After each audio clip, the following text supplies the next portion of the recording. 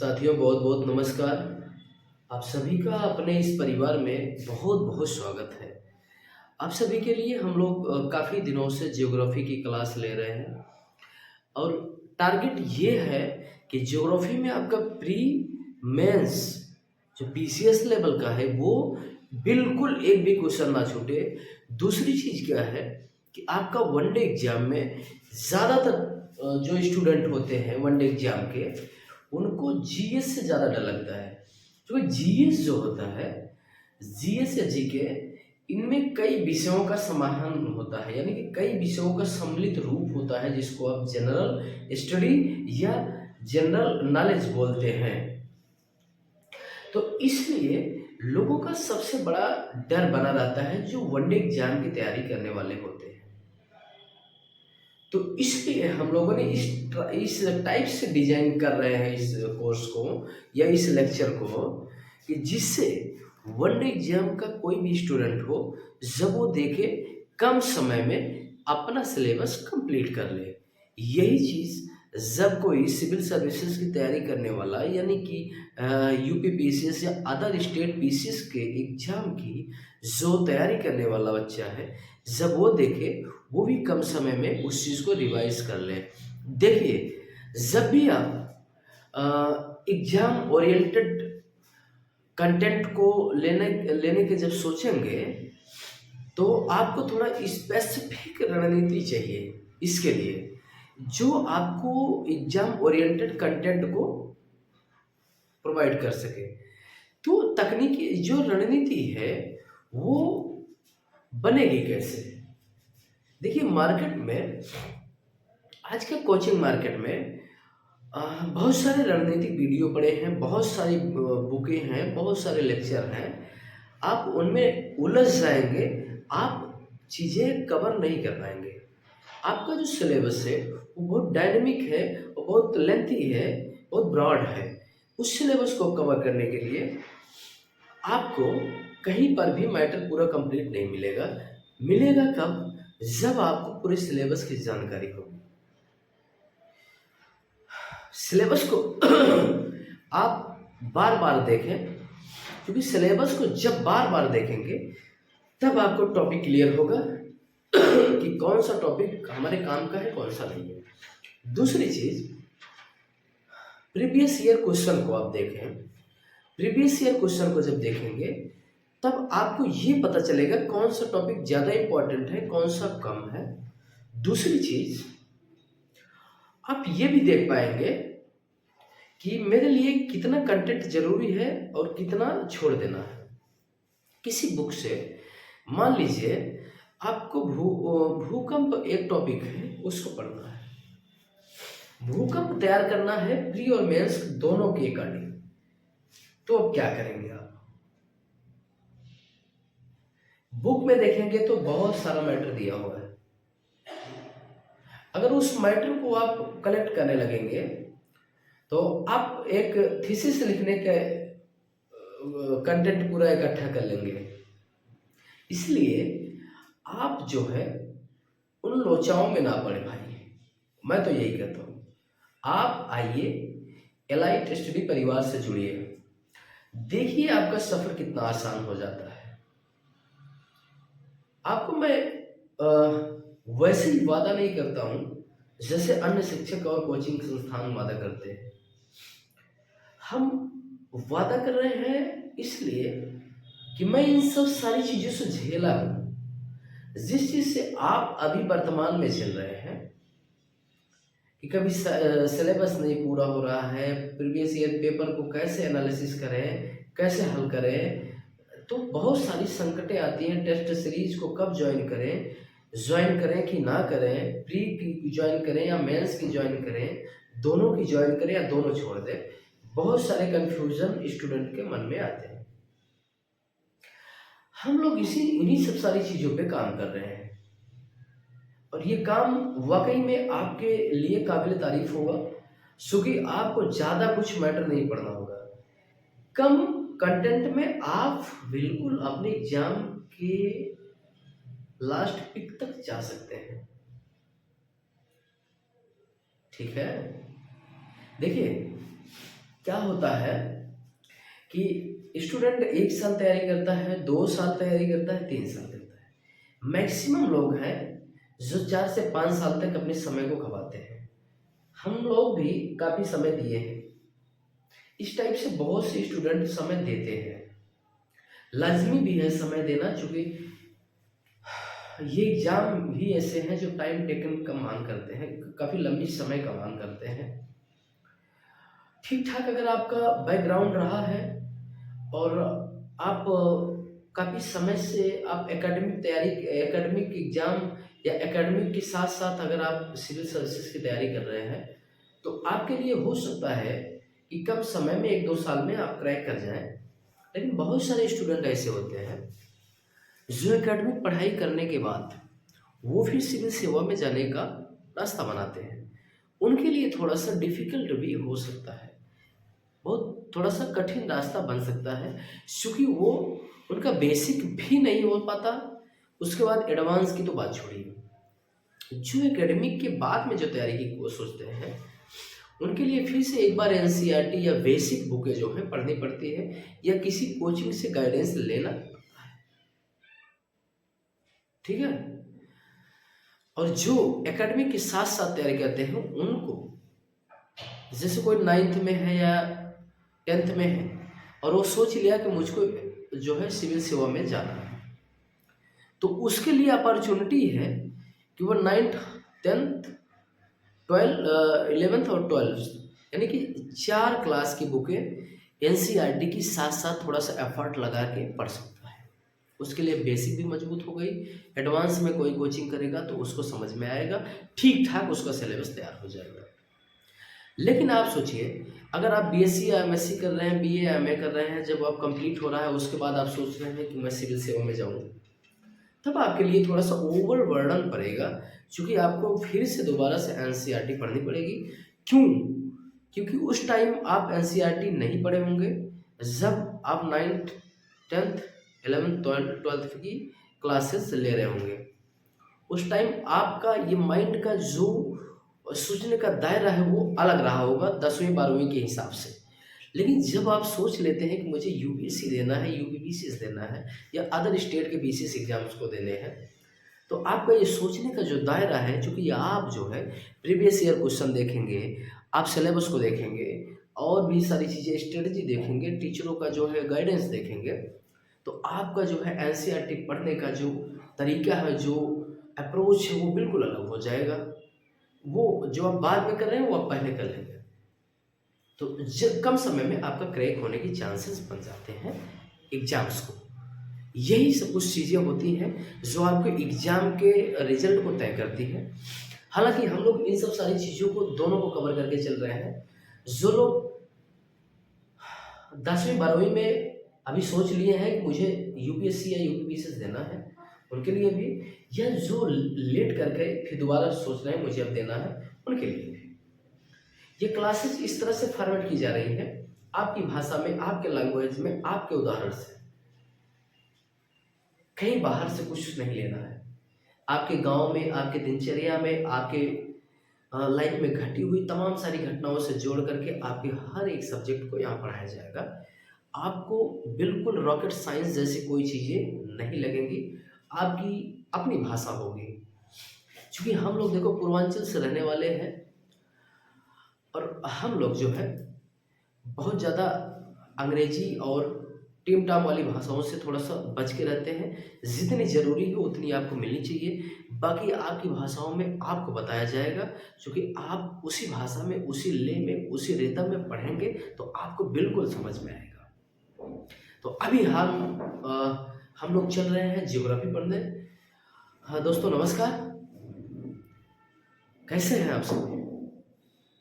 Geography हम लोग शुरुआत कर रहे हैं, क्योंकि कई क्लासेस हो चुकी हैं। आपकी जनरल ज्योग्राफी हो गई है, आपकी जियोमॉर्फोलॉजी में चल रही है। जियोमॉर्फोलॉजी में भूआकृति भूगोल चल रहा है, जिसमें आपकी पृथ्वी की आंतरिक संरचना पढ़े हैं, उनमें तमाम कारक पढ़े हैं। अभी जो ज्वालामुखी और भूकंप पढ़े हैं।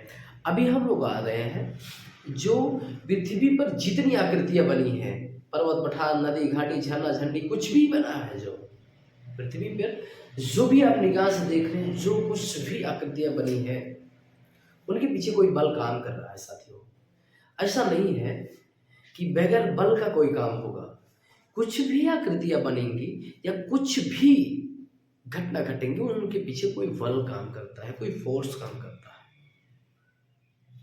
तो दो बल होते हैं, एक अंतर्जात बल, एक बहिर्जात बल, एक आंतरिक बल, एक बाह्य बल। दो बल काम करते हैं। आंतरिक बल को हम लोग कहते हैं इंडोजेनेटिक फोर्स, बाह्य बल को कहते हैं एक्सोजेनेटिक फोर्स। दो बल काम करते हैं। इन्हीं दो बल के बारे में हम लोग बात करेंगे। दोनों बलों से बनने वाली सभी आकृतियां जो हैं, उन पे थोड़ी सी फोकस हम लोग करेंगे। चलिए ठीक है, हम लोग चलते हैं अपने क्लास में। आइए,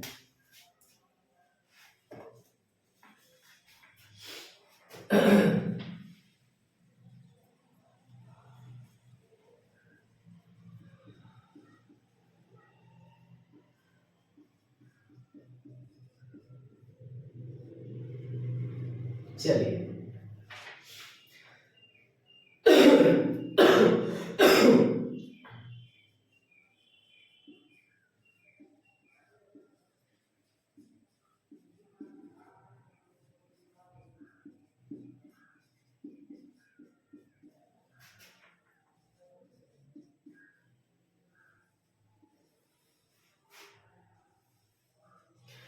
पृथ्वी पर परिवर्तन लाने वाले बल। नंबर एक आपका अंतर्जात बल, Indo genetic force,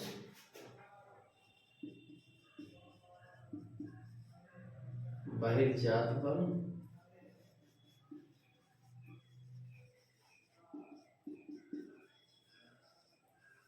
genetic force. देखिए, अंतर्जात बल जो है, इससे बनने वाली जो आकृतियां हैं, जैसे पर्वत, पठार,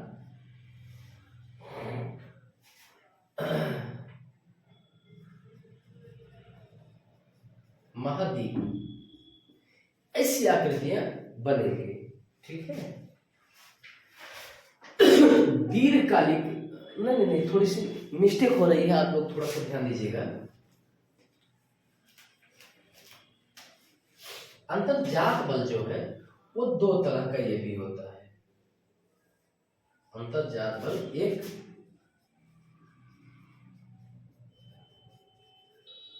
आकस्मिक बल होता है, एक दीर्घकालिक बल होता है। एक आकस्मिक बल, एक दीर्घकालिक बल। जो अंदर से बल उत्पन्न होता है पृथ्वी के अंदर से, आप जानते हैं कि 100 से 200 किलोमीटर के बीच में रेडियो एक्टिव एलिमेंट होते हैं, जो हाइड्रोजन, हीलियम जैसी प्रक्रियाओं से एनर्जी, यानी कि संलयन जैसी प्रक्रियाओं से एनर्जी पैदा करते हैं, जिससे इन 100 से 200 किलोमीटर के बीच में यह टेम्परेचर बहुत ज़्यादा होता है, जिसकी वजह से यहाँ की चट्टानें पिघल जाती हैं, वो लिक्विड फॉर्म में होती हैं, वो हमेशा संवहनीय धाराओं में चलती रहती हैं, जो हमेशा पृथ्वी के क्रस्ट पे जो वो हैं, क्या बोलते हैं, प्लेटें हैं, उनमें जो है ठोकर मारती रहती हैं। कभी प्लेटें दूर जाती हैं, कभी आपस आती हैं, टकराती हैं, अपसारी संरक्षक क्रियाएं होती रहती हैं। सब सारी चीजें आप लोगों ने पढ़ा हुआ है। अभी बल के बारे में थोड़ी सी जानकारी ले लेते हैं, उसके बाद आकृतियां कौन कौन सी बनती है उसके बारे में देखिए।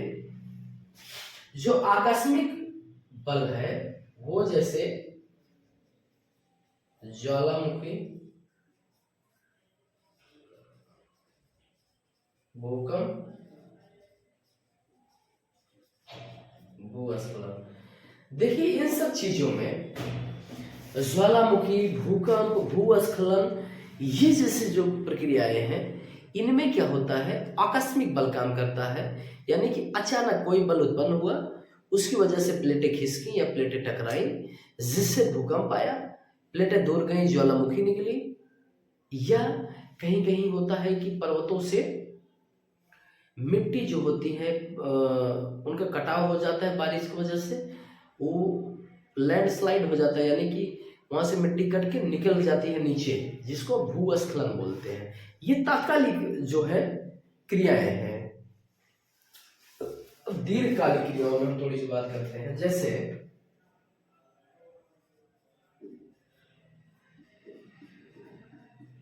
पर्वत निर्माण, पठार निर्माण,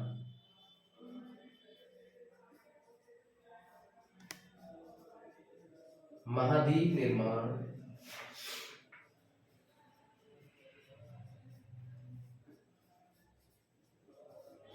महासागर निर्माण। देखो, जो दीर्घकालिक बल होता है, जो यही देखिए, यही जो आकस्मिक बल होता है, यही जो आकस्मिक बल होता है, यही दीर्घकालिक जो निर्माणकारी आकृतियां हैं उनको जन्म देता है। जैसे देखिए, एक पर्वत बना, पर्वत के पीछे क्या नियम काम करता है? प्लेटों का अभिसारी क्रिया। दो प्लेटें हैं ऐसी, नीचे 100 से 200 किलोमीटर में लावा चल रहा है, ऊपर प्लेटें हैं, नीचे से लावा आया, प्लेटों को दोनों तरफ से लाके टकरा दिया, टकराई, एक फोल्डेड माउंटेन यहाँ फोल्ड हो गई, एक नीचे गई, मेल्ट हो गई। मेल्ट होने के बाद यहाँ 100 से 200 किलोमीटर में फिर मैग्मा का आकार यहाँ जो है बढ़ा, जो मेल्ट हुई वो मैग्मा बढ़ गया, फिर वो बाहर आने का प्रयास करेगा। ये क्रियाएं चलती रहती है। लेकिन ये तत्काल जैसे टकराई, एक बार भूकंप आया, भूकंप तत्काल में आया, ये आकस्मिक बल हो गया। लेकिन नीचे गई, यहाँ फोल्डेड माउंटेन भी धीरे धीरे बन रहा है, ऐसा नहीं अचानक बन गया। टकराने के बाद एक बार आकस्मिक बल आ गया, लेकिन ये धीरे धीरे बन रहा है। ये दीर्घकालिक प्रक्रिया है, ठीक है। इस तरह से पर्वत, पठार, महासागर, मैदान, तमाम आकृतियां जो है बनेंगी अंतर्जात बल से, ठीक है।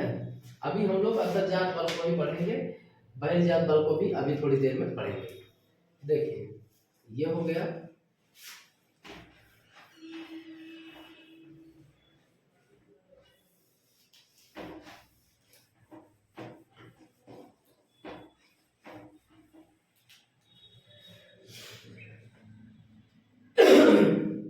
अब देखिए, थोड़ा सा देख लें,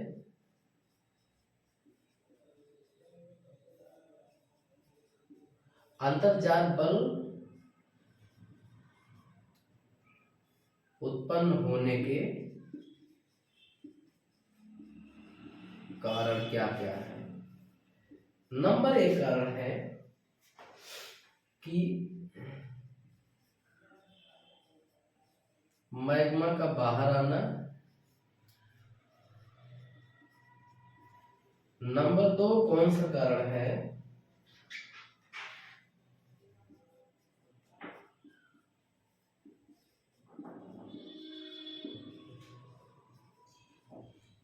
चट्टानों में संकुचन। ये 2 कारण हैं, यानी कि मैग्मा जब भी बाहर आएगा, ठीक है, तब अंतर्जात बल उत्पन्न होगा, या चट्टानें जब भी टकराएंगी, या अभिसारी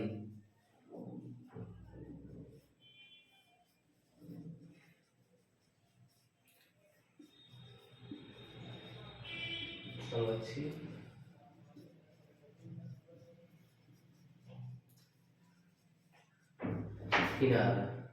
देखिए, अंतर्जात बल तभी उत्पन्न होंगे जब किसी कारणवश दो चट्टानें दूर गई, यहाँ से मैग्मा निकला, तो वहाँ हलचलें होंगी, चट्टानों में संकुचन होगा। यानी कि कभी कभी ऐसा होता है कि 2 चट्टानें, यानी कि कोई चट्टान कहीं से टूट गई, टूटने के बाद थोड़ा दूर जाएगी, रबड़ जैसे तनाएगी, फिर आके उसी पे चिपकने का काम करेगी। इसको इलास्टिसिटी ऑफ, यानी कि थ्योरी ऑफ इलास्टिसिटी बोलते हैं,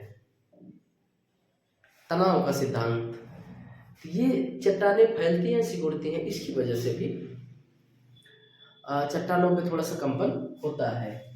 अभिसारी अपसारी संरक्षित क्रियाओं किनारों पर भी इस टाइप से घटनाएं होती रहती है, ठीक है ना। उसके बाद ये सब सारी क्रियाएं जो होती हैं ये आकृतियों के निर्माण में काम करती है। ये जो बल होता है ये भू आकृति के निर्माण में काम करता है। उसके बाद ये आंतरिक बल जो होता है उसको उत्पन्न करने के लिए ये सब कारक होते हैं। उसके बाद ये अब आ जाते हैं हम लोग दीर्घकालिक बलों पे।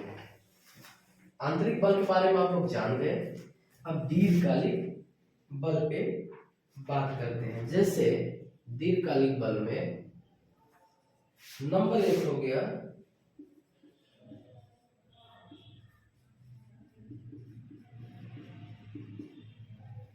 पर्वत निर्माणकारी बल, नंबर 2 हो गया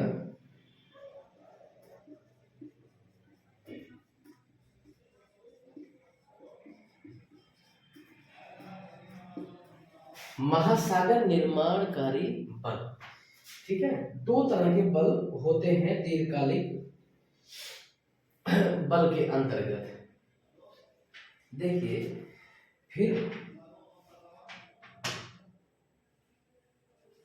यहाँ महासागर नहीं होगा, यहाँ महाद्वीप होगा, कहीं के मिस्टेक भी हो जा रहा है। महाद्वीपी निर्माणकारी बल। अब यहाँ पर्वत निर्माणकारी बल जो है इसमें देख लेते हैं थोड़ी सी 2 क्रियाएं यहाँ काम करती है। एक होता है बलन, एक होता है तनाव। जो पर्वत निर्माण होता है वो 2 तरीके से होता है, यानी कि यहाँ पर्वत निर्माणकारी बल में 2 बल काम करते हैं, एक बलन एक तनाव। एक क्या होता है कि जब ऐसे 2 टकराएंगे तो जिसको हम क्या बोल देंगे, बलन, ऐसे एक फोल्ड हो जाएगा, वलन हो जाएगा, ये बलन पर्वत है, बलित पर्वत यानी फोल्डेड माउंटेन। दूसरा एक तनाव होगा, 2 प्लेटें जब एक दूसरे से दूर जाएंगी, थ्योरी ऑफ इलास्टिसिटी की बात यहाँ हो रही है। जब 2 प्लेटें दूर जाएंगी तो वो कभी आपस में भी आने का प्रयास करेंगे, इसी को हम तनाव का सिद्धांत बोलते हैं। ठीक है ना। चलिए अब इसमें देख लेते हैं थोड़ी सी। जैसे बलन का मतलब ये होता है, ऐसे ऐसे 2 प्लेटें आई, यहाँ टकराने के बाद एक नीचे चली गई और एक यहाँ, इसी को कहते हैं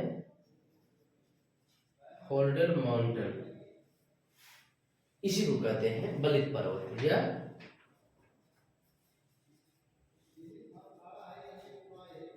बलित पर्वत। ठीक है, नोट करते रहिए, नहीं तो फिर चीजें मिल नहीं पाएगी भाई। चलिए जैसे उदाहरण के रूप में हम लोग देख लेते हैं, इसको थोड़ा सा व्हाइट बोर्ड पे बड़ा करके देखते हैं बलित पर्वत को। ठीक है, अब हम लोग बात कहाँ कर रहे हैं, अंतर्जात बल हो गया है। ठीक है, अंतर्जात बल को हम लोगों ने देख लिया है। अंतर्जात बल में वो भी आकस्मिक बल को देखा है। अभी ये बहिर्जात बल नहीं है, बहिर्जात बल हम लोग अभी बाद में पढ़ेंगे। एक अंतर्जात बल में ही 2 बल। थोड़ा सा क्लियर हम कर देते हैं, इसको आप नोट मत करिएगा।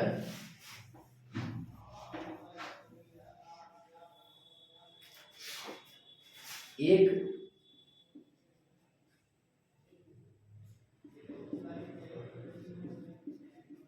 अंतर्जात बल, बहिर्जात बल। देखिए अंतर्जात बल में एक आकस्मिक बल, एक दीर्घकालिक बल, जिसमें हम लोग अभी इसको बात किए हैं अब इस पर बात करने वाले हैं दीर्घकालिक बल पर। देखिए दीर्घकालिक बल में क्या होता है, दो तरह से काम करता है दीर्घकालिक बल। एक पर्वत यानी कि एक जो होता है वलन, एक होता है तनाव। दीर्घकालिक बल होता है, जो दीर्घकालिक बल द्वारा उत्पन्न आकृतियां हैं वो दो टाइप की होती हैं, एक तनाव द्वारा बनती है, एक बलन द्वारा, यानी कि एक अभिसारी द्वारा बनती है, एक अपसारी द्वारा। ठीक है ना। अब हम इसको बलन को फिर तनाव को पढ़ेंगे, पहले इसको मिटा के ऊपर से पढ़ते हैं, नोट करते चलिएगा।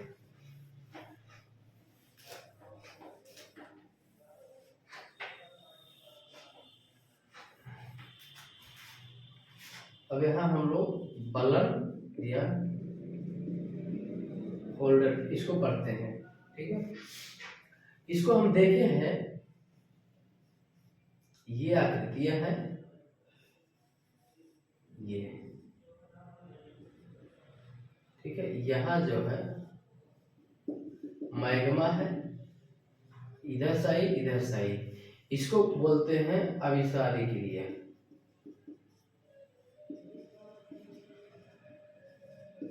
अभिसारी क्रिया है, इसके द्वारा बलित पर्वतों का निर्माण होता है।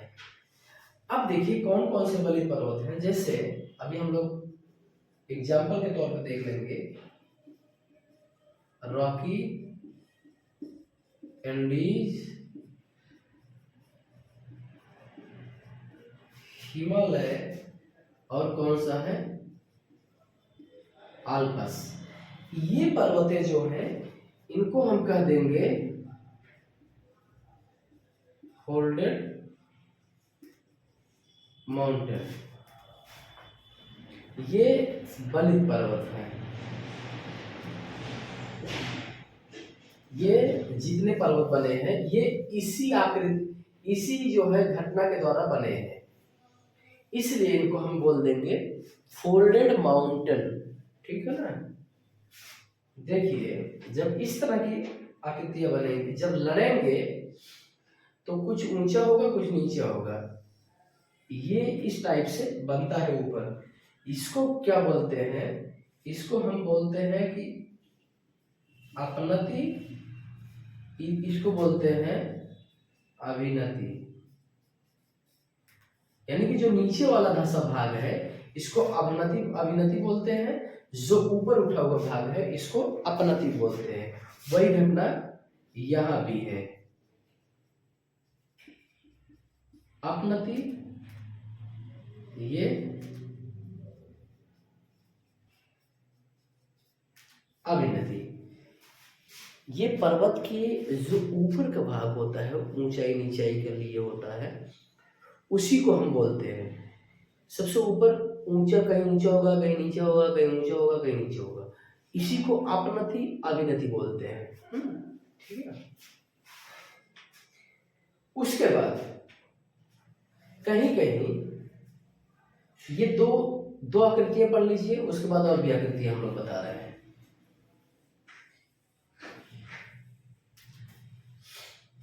कहीं कहीं पर्वतों में ये आकृतियां होती हैं, और कहीं कहीं ये भी आकृतियां होती हैं। ये इसको कहते हैं समपनति, और इसको कहते हैं समभिनति। ठीक है। अपनति ये यही है, अपनति अभिनति, लेकिन इनमें क्या है, ये समान होता है। ये ऐसे रिंग बनाए होते हैं पर्वत के ऊपर, ऐसे ऐसे।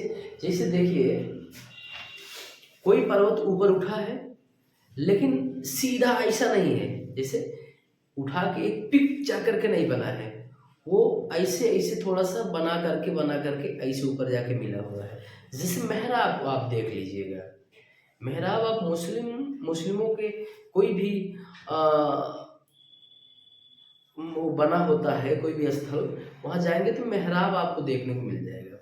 मेहराब में पर्वत के नीचे भाग से ही देखेंगे ऐसे ऐसे ऐसे ऐसे होकर के ऐसे बना होगा, यानी कि सब ये जो है ये बराबर ऐसे होंगे, ऐसे, इसको समअपनति बोलते हैं। इसी टाइप से आप देखेंगे दो पर्वतों के बीच में कुछ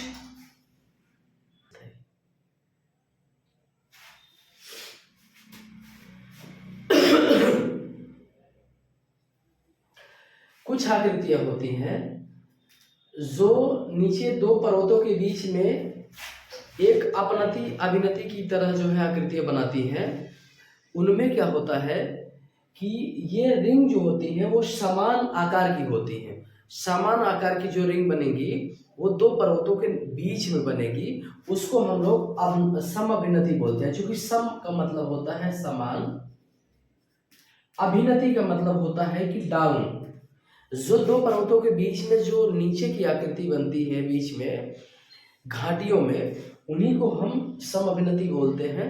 लेकिन पर्वतों के ऊपर की जो आकृतियां बनती है रिंग टाइप में, उसी को हम समअपनति बोलते हैं। चलिए और आगे हम लोग देखते हैं थोड़ी सी।